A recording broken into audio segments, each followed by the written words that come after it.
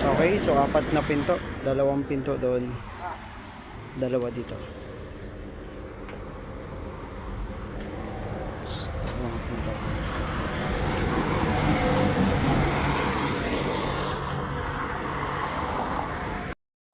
Okay, so,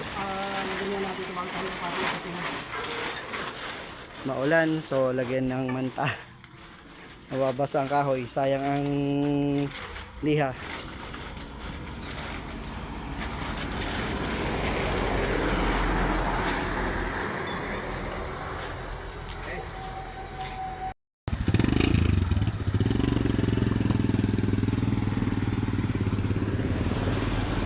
Okay guys, so